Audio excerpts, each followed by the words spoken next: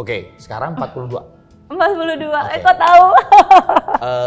Umur 50. Iya. Cita-cita kamu apa? Apa yang pengen dicapai? Kalau kita tanya, masa mereka nggak respon? Yap, Kalau kita tanya sekali mereka nggak respon, tanya 2 kali, 3 kali terus-menerus, pasti mereka nggak respons gitu. Nah, jadi Kalau Indonesia mau kebalik, nggak ditanya nanya. iya, Udah nggak usah pakai teknik-teknik, diam aja. Wah.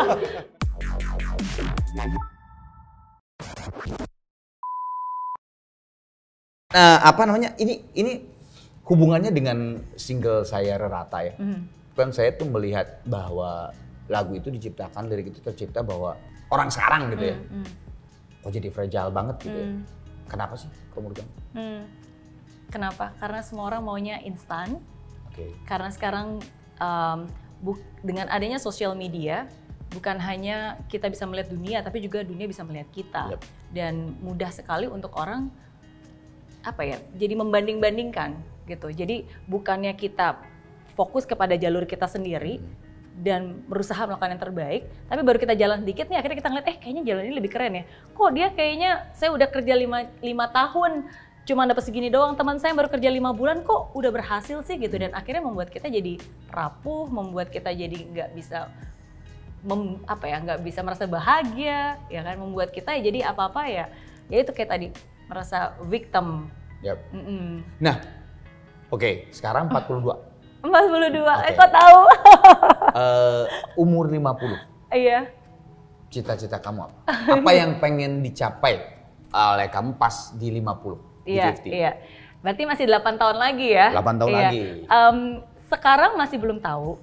Kenapa? Karena biasanya itu saya jadi punya tradisi, Kang Arman. Apa tuh? Jadi berawal dari usia 20 tahun, waktu itu kan saya punya mimpi, pengen bisa bayar hutang, pengen jadi milioner, jadi sukses.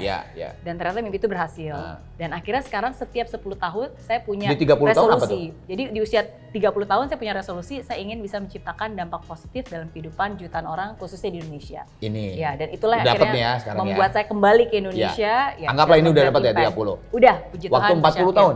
Waktu ulang tahun ke-40, 2 tahun yang lalu pas lagi pandemi, saya punya resolusi lagi. Pokoknya 10 tahun ke depan sebelum umur 50 saya ingin menciptakan dampak positif dari Indonesia untuk dunia. Oke, amin.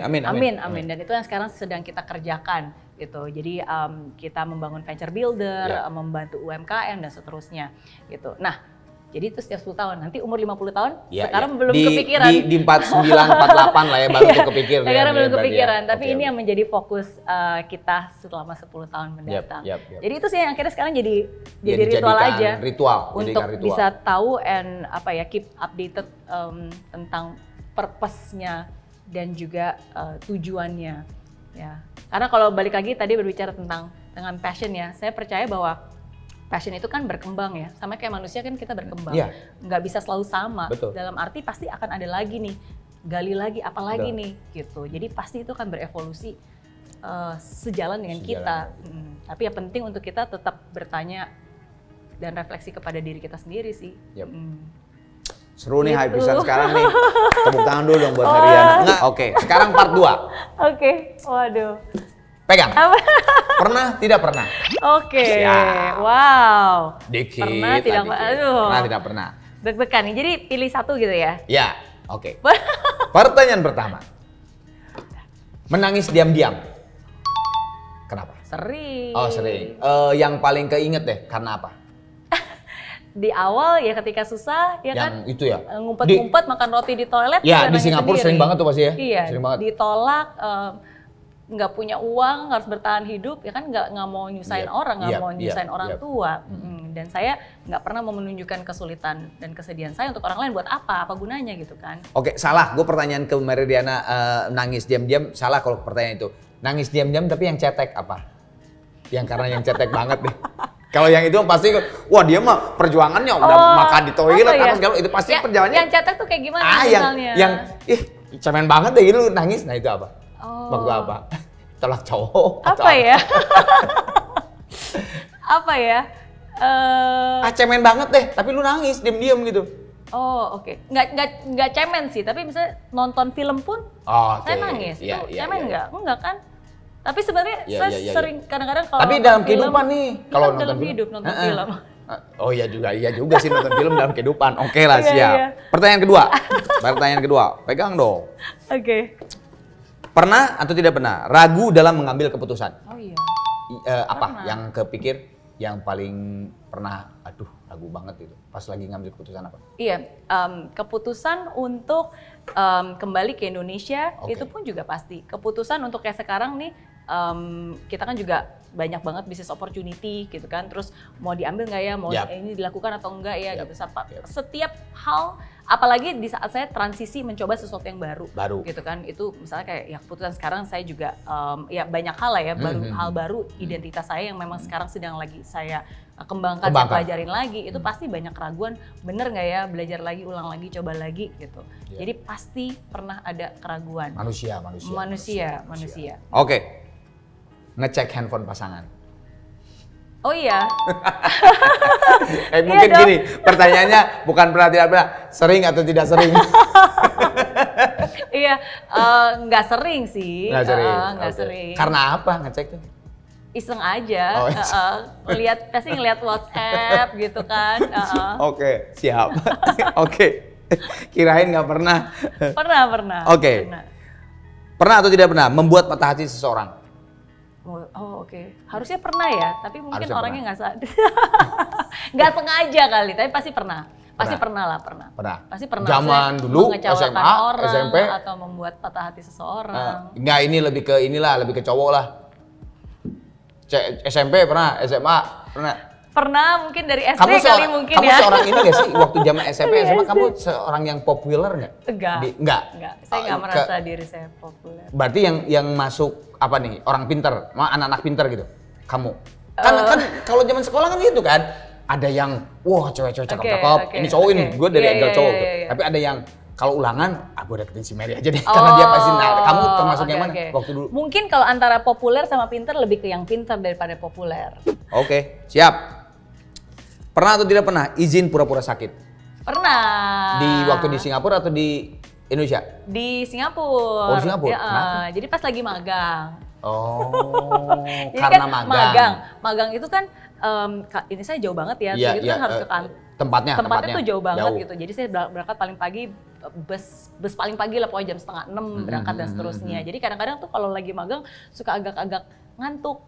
Oh. Suka ngantuk gitu. Nah jadi waktu itu salah satu caranya adalah Ke temen? Enggak temen. Jadi kan walaupun di kantor tuh ada kayak ruang sakit gitu loh, ruang SKS. Ini justru kebalikan, justru di kantor yang pura-pura sakitnya, di kantor. bukan kuliahnya ya berarti Iya, ya? Bukan, enggak. di kantor Di pura-pura kantor, sakit. iya. Tapi nggak bukan pura-pura sakit sih, paling ya udah izin, Iya, terus iya, akhirnya iya.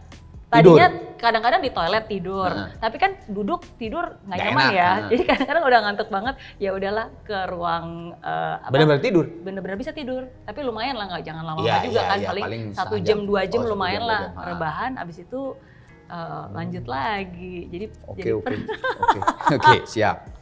Oke, pernah tidak pernah galau karena cowok? wah. Pernah. Pernah. Pernah, Oke, pasti pernah. siap. Iyalah, namanya juga manusia. Iya. Oke, ini menarik nih.